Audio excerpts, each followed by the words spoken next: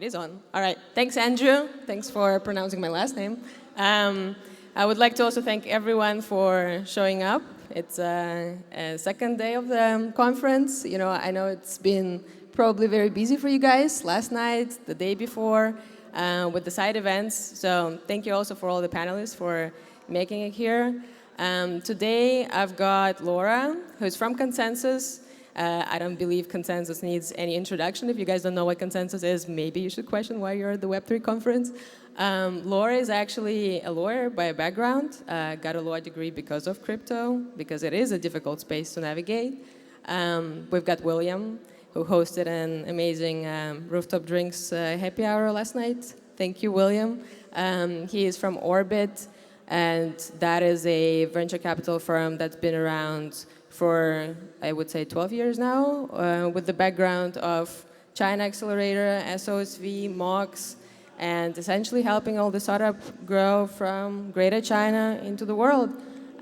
So thank you, William, for being here as well. 230 participants in your ecosystem, projects that you've invested in. Hopefully some of them are here as well. We also got Subash, aka Bash. Bash is based out of Shanghai. So anybody here from Shanghai or visiting Shanghai soon, that's your guy. Task On is a platform for collaboration and task management within the Web3 ecosystem. Over 10,000 projects are using them. That's when you get those challenges to complete in social media, all that stuff that helps your marketing grow. That's what Task On is for. And yeah, as Andrew mentioned, I'm Anastasia, Head of Growth at Defactor, which is a real-world asset tokenization tools and infrastructure provider. And I'm also a growth advisor to our portfolio company, ecosystem partner company called Sorted Wallet, which is the first and only crypto wallet for emerging markets for non-smartphones, so not the one in my hand, but the phones that I believe some of us have had before, the button phone that had no apps before, now they have apps. And hence the topic today is emerging markets, stable coins, remittances, all the hot words. And I believe we are going to talk about financial inclusion today as well. But I wanted to start the conversation about stable coins and remittances from sort of like the background of remittances. We've come a long way from, I think, Western Union. When I was a kid in Soviet Russia, we used that a lot for cross-border payments. You had to go to a booth to collect cash. Now I believe Western Union connects directly to your bank card, bank account. So that evolved a lot. But then we also have a lot of alternative payment systems that evolved. And in some of the countries, it's actually up to 20 times cheaper to use stablecoins for remittances. So the first question I would like to address, the cost and the efficiency of using stablecoins for remittances across different markets, particularly in emerging markets. So, Bash, take it away. What's your take on that? Sure. So I'm from obviously in emerging markets. I'm born in South Africa, and now I live in Shanghai. So, traditional remittance normally are reliant on money transfer operators, and they normally charge high fees. They take long in developing markets as well. And it's quite exhaustive as well, especially for individuals that have to go to a financial institution or bank to do this actual stuff for remittance. So in emerging markets, we actually look at using stable coins because, one, we want to reduce fees, we want to ensure there's accessibility for, actually she touched on financial inclusion for actual people out in remote areas to access transfer remittance for any payments or cross-border payments that they might need to do, so they don't have to go out to banks. Also, market volatility. In emerging markets, there's always inflation or price risk, right? So I know for myself, sometimes I used to send cross-border payments to do my university fees, and my parents used to do it when I was in UK. So they always had to pay a little extra to say, okay, there might be a currency change or an exchange rate change. So to cover that, they actually did that. So they always paid a little extra just in case, right? And it normally took 3 to 5 days to arrive. Now with stablecoin remittance, it's near instant. So I think those are kind of the benefits of using it from my use case. I'm sure Laura or William also have some common benefits that they can touch on as well. Yeah, Laura, would you like to add anything to this? Yes, I think two things we want to highlight based on, especially from consensus, like observation, being in this industry for so many of years, is that on the one hand, when we talk about how stablecoin facilitate the mass adoption of crypto in this industry, we identify there's one region that truly don't build up their crypto belief or blockchain technology belief on top of like Ethereum, Bitcoin as a native token, but on stablecoin, that is the African market. So today, if you go to African people, like especially if they have the crypto OG, and that's also being validated in a way that last year when you see a deep hedge of USDC to US dollar, and if you go to the, my friends that based in Nigeria say, okay, what are you going to do? Are you going to switch your token back to Ethereum? They're saying, no, I will just go back to another like US dollar backed derivative, another stable coin, rather than like put or accumulate their asset on any native token blockchain. So that's how you see the value of stable coin, especially US dollar tied stable coin, being a key payment intermediary or remittance intermediary that's contribute to people's daily life in emerging markets. A second observation is being that today, if you are saying you want to remit not even thousands of US dollar, but hundreds of US dollar.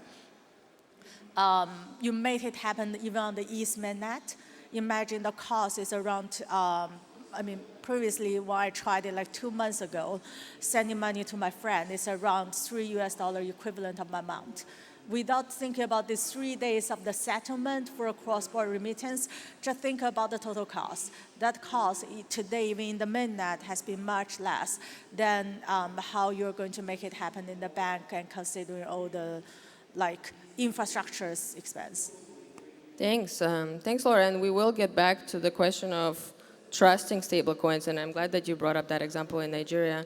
But before we go in there, I wanted to ask William about the risks, how we mitigate them, and what kind of frameworks and legal frameworks are developing around the stablecoin remittances that are helping us adopt these measures of payments, because as we all know, risk is a huge factor in our industry. We've all been through the Celsius and the likes of Celsius.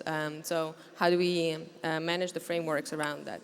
Yeah, sure. So one of the challenges is that the regulatory frameworks are still a work in progress. Everything's a bit of a gray area. No one is actually, at least the markets, in the emerging markets where we're operating, there's not a huge amount of clarity. So we backed a company called ScaleX in Nigeria, and they're doing P2P remittance or exchange, P2P exchange, Naira to stablecoin or Naira to Nigerian Naira to Bitcoin. And they set up a simple escrow. And so both parties put the money in, and then once the money hits, it's exchanged, they take a small fee. Now the challenge is that requires on one side that somebody has an actual proper bank account. And then previously, a year or two ago, the banks kept on shutting down people's bank accounts when they detected these transactions. Now since then, the government came out with a bunch of regulations which actually make things much more difficult. But at least there's a start. They're starting to come out with regulations. But the key thing is the government told the banks to stop shutting down the bank accounts because these transactions are becoming an actual backbone driver of the economy. You have tons and tons of Nigerian gig workers. They're getting paid in crypto or USDT.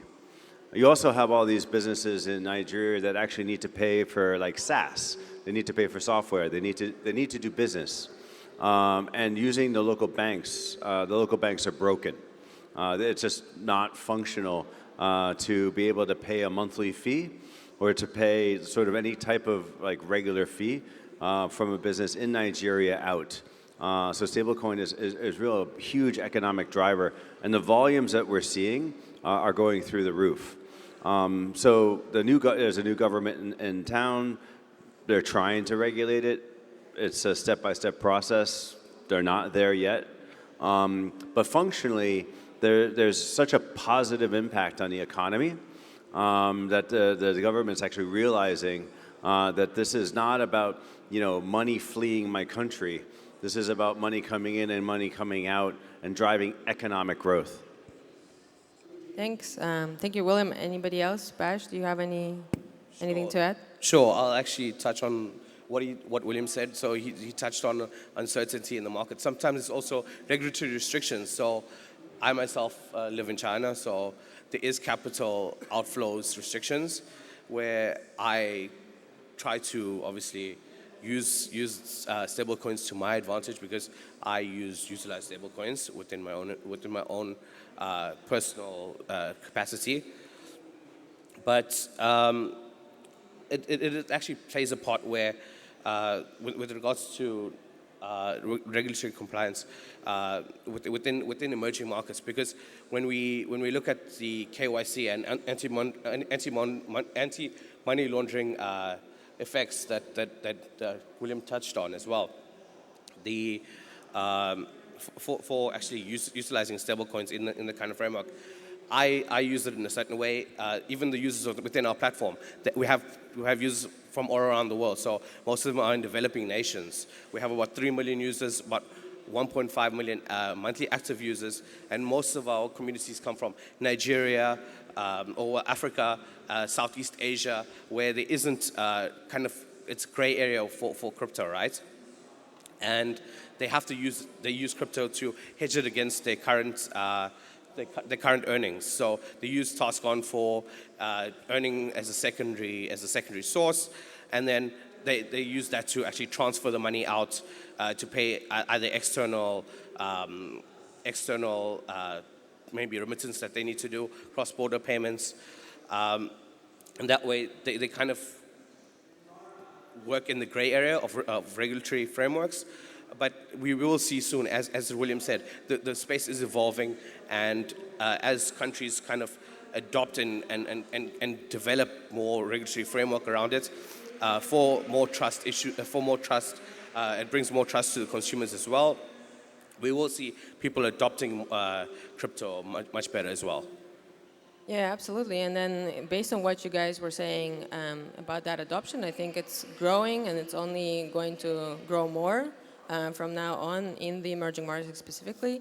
And I like the example of Naira because that currency and the country of Nigeria had experienced, I think, up to 29% inflation rate. And for the currencies or for the countries with such volatile currencies and high chance of default for the national currencies, what do you see as like the movers in the industry to build that trust in stable coins? Why stable coins are getting trusted and are seen as an alternative to the national currencies in such markets? I guess I'll start with William because you're looking at me. So this is not so much our area of focus. I'd say what we're really focused on is driving trade. I originally invested in 2 companies focused on doing cross-border remittance leveraging crypto in 2015, because we just had a very big problem. You'd have people, and there's two channels, 2 streams. One was South America to China, the other one was Africa to China. Because you get all these people from Africa, and they'd be strapping dollar bills to their stomach, flying to China to buy blue jeans to bring back. Or it's usually blue jeans, electronics, phones, or whatever. And then there'd be people waiting outside the airport with sticks to beat them up and steal their money. So it was a real challenge. But the other challenge is if you wanted to send money from, say, South America or from Africa to China, you want to send send $5,000. So first it goes from local currency to US dollar, one bank, fee. Then it goes over, another bank, fee. Then it translates into renminbi, another bank, fee. It would take like 10 business days, and it would cost $500 to send 5,000. You might as well just fly and bring the cash. Yeah, well, I just got off of I just got off a flight in Saudi, and there's a woman there, and I don't think she got the message because she got nabbed for bringing a giant bag of gold bars with her on the airplane. Just like, wow, look at that giant pile of gold. That was a bit heavy. Yeah, so not sure what she was doing with that.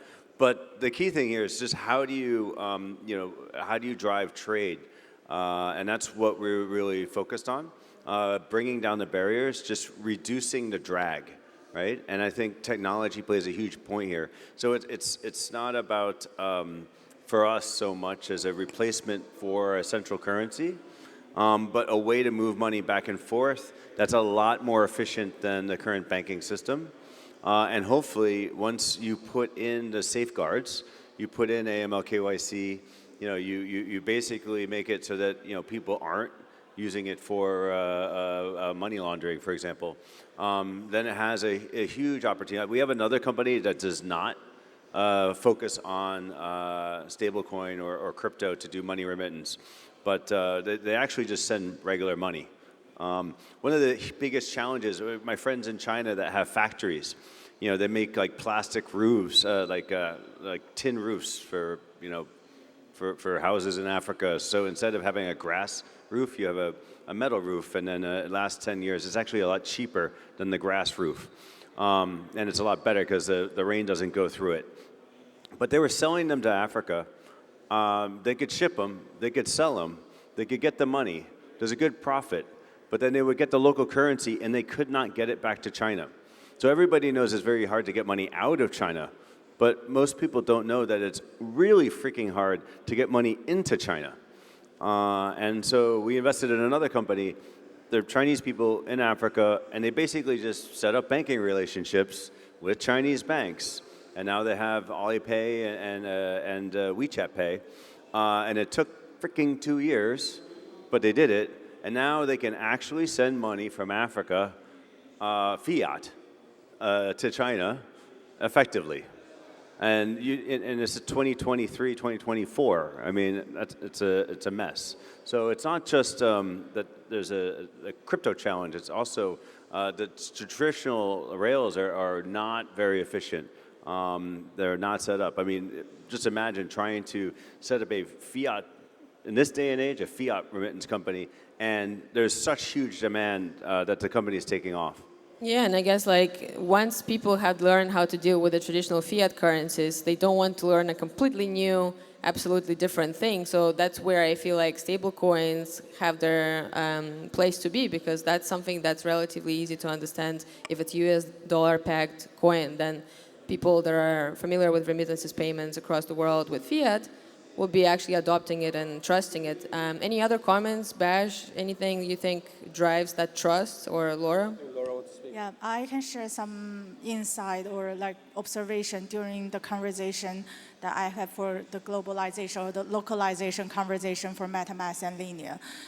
Few interesting observations, including at the end of the day, when we talk about stablecoin use for remittance rather than storage of the value. So like we need to separate the use case or the value proposition of stablecoin. The stablecoin adoption in, let's say, Argentina, Turkey, it has nothing to do with remittance. It is about storage of value, the value that could be equivalently tied to a US dollar value. Another would be the use case, as William mentioned, in China, in Nigeria, that's for remittance. And when we take one step back about how could we make the mass adoption happen, it has been always happening, just like OTC has been a longly existing business for a foreign currency. It is about the friction. People, one day, decide if they want to making this happen through OTC for and make the remittance happen, versus utilize stablecoins as an intermediary to make the remittance happen. It is about the overall cost, the cost of time consuming, the cost of financial expense, and so on and so on. But when we think about the friction from the financial perspective, what we recently seen actually in Latin American market is people want to introduce a local currency stablecoin. At the very beginning, if you think about this idea, it doesn't make any sense, because the value proposition of US dollar-backed stablecoin in Latin America is about the storage of value in terms of US dollar. And that's why I go to this company asking, I'm keen to make it happen in MetaMask. I'm keen to utilize Linear as a roll-up to making this conversation happen. But I want to understand why you want to do this business. Especially you have been a very experienced OTC and dominant the Brazil market has been so long. Why, in your opinion, you see the value proposition of local currency stablecoin? And they are telling me it is about the friction. Today, if you want to match the liquidity of the local currency and the liquidity of USDC or USDT on-chain, the cost will be very dramatically, especially considering the value fluctuation or the exchange rate fluctuation among Brazil dollar versus US dollar. However, thinking about introducing a local currency intermediary that is an on-chain ERC20 token. Through that perspective, you're actually making a connection literally happened between two separate liquidity pool, not mentioned from a foreign currency perspective, but also about on-chain, off-chain perspective.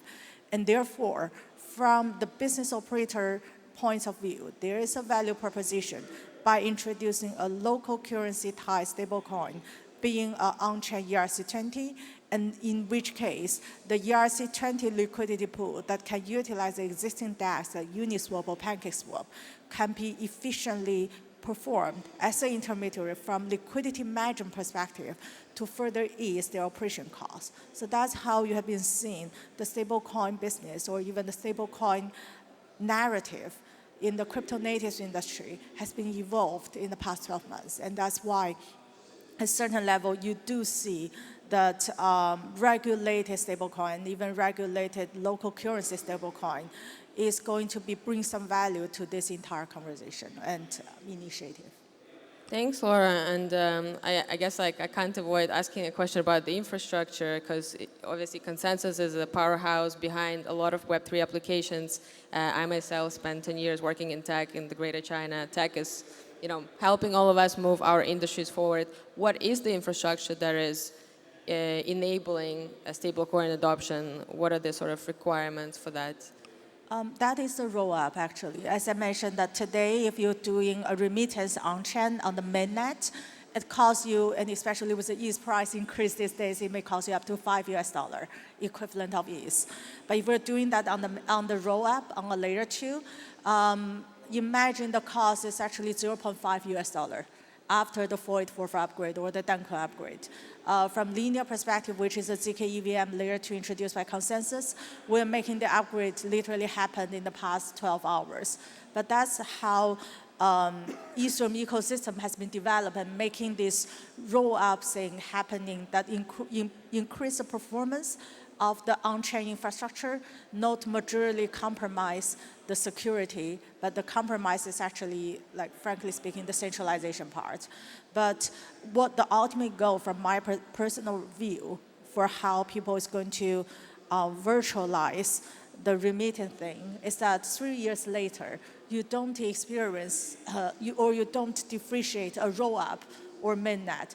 You're just thinking, okay, I have this asset on Ethereum, and I'm making this transaction happening through a roll-up, which is a validated infrastructure today, or by then, a dominant infrastructure, or parts of the things that people won't even experience, and buried within the infrastructure framework that making transactions happening on Ethereum as cheap as you can imagine. Yeah, thank you for that, and thanks for bringing up also Latin America to the picture, because I think those type of emerging markets have a lot of underbanked and unbanked people, and we promised to talk a little bit about financial inclusion today. William, what is your take on how stablecoins help solve some of the issues for underbanked and unbanked people, which traditional financial means of payments cannot solve, perhaps, or having difficulty? Well, this is not so much unbanked and underbanked. It's just that people in many countries, their economies are kind of controlled by local gangsters, basically. Okay, so, and one of the ways they exert control is because they control money flows in and out of the country. Like, they can send money from Africa to China, but other people can't send money from Africa to China. So how does this play into the economy? You've got, like a handbag, like a purse, And you go to Beijing, and you can buy it, the handbag for $7.50. You know, like out there in the market. The same handbag in a mall in Nigeria is $60 US. Okay, and it's not like the mall is marking it up. It's more like this gangster in the middle who can move money back and forth is buying the handbags, bringing them over, and jacking the price up. So what happens when you can reduce the drag and sort of democratize access to be able to remit is that you really unlock the economy and you bring prices down for everybody. So in terms of unbanked, underbanked, which is the lower middle income, people can actually get a lot more with their money because we're knocking out a bunch of really fat middle people who are taking advantage of the massive drag in cross-border money flows to build like huge, massive, very profitable businesses at the expense of people living in emerging markets. So when we're in Africa, like the companies that we back, you know, they're like, okay, I want to send money. Oh, and by the way, can you also introduce me to the factories so I can buy stuff as well? Like, because it's not just they want to move the money, they want to move the money and they want to buy stuff to bring back, right?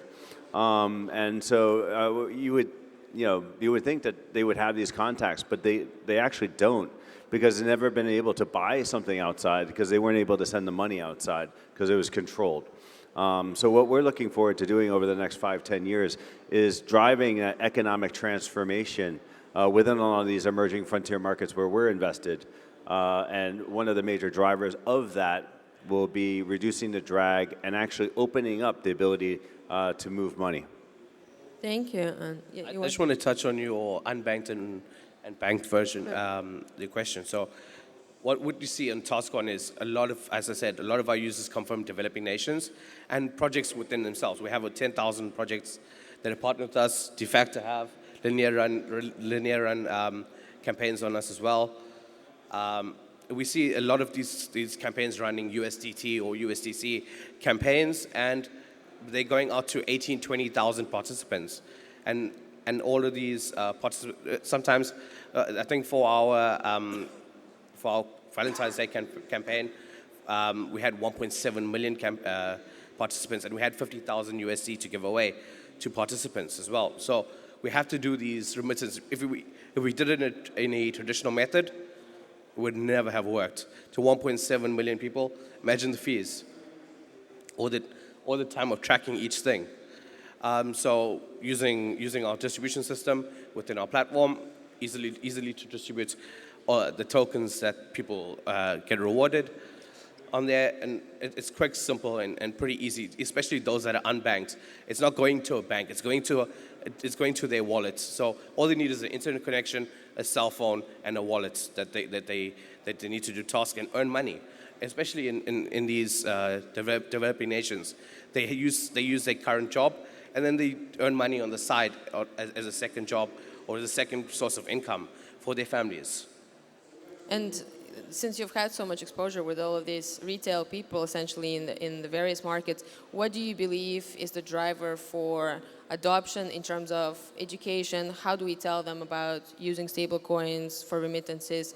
How do we bring them from that understanding of fiat cross-border payments to stablecoin cross-border payments? I think keeping the message simple, don't use technical jargon with normal retail people at all. Keep it as simple, use multiple channels. So think of education as kind of a marketing campaign. You're going to use multiple channels and use it on their level. So if they're using SMS, send an SMS out.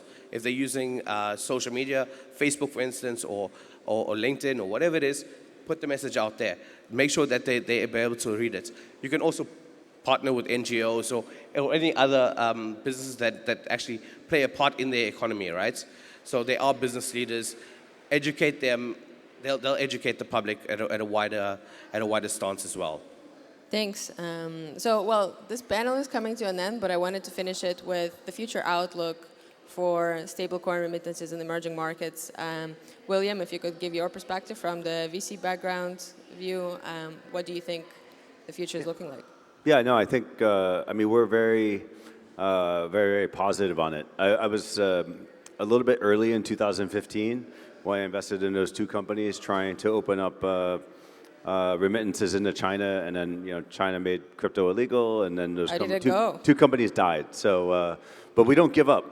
So in the last 2 years, invested in the other two companies, Pixis and ScaleX. They're doing well.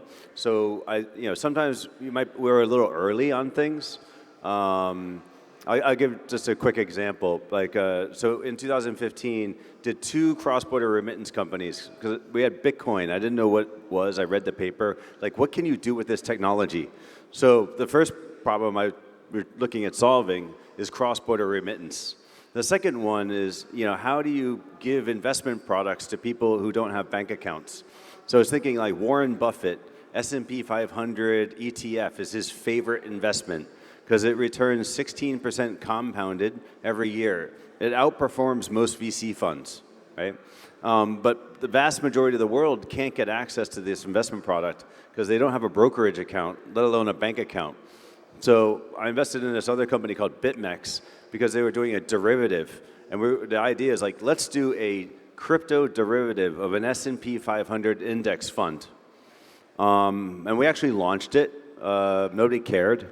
Actually, all they wanted to do was basically gamble with crypto derivatives and 100x leverage. So now BitMEX went to number 1. Now we're number 10 or 11. But I think now is the time. Group. Yeah, now is the time though, where actually you're opening up a lot of these financial products, whether they be traditional or even crypto related, but financial products to people who did not have access to them before. And I think future's very bright there. Thank you. Anybody wants to add anything else? I think in the next 12 months, it will be very excited to see payment solution company introducing their own stablecoin, leading by PayPal introducing PYUSD. Think about the friction. One of the frictions after the remittance happens is the consumption. And the payment solution company introducing their own stablecoin actually effectively ease the consumption friction. And we have been seeing very excited digital banking or virtual banking following this trend in Latin America. Thank you. Well, thanks to all the panelists, and thank you guys for showing up this morning. And over to you, Andrew.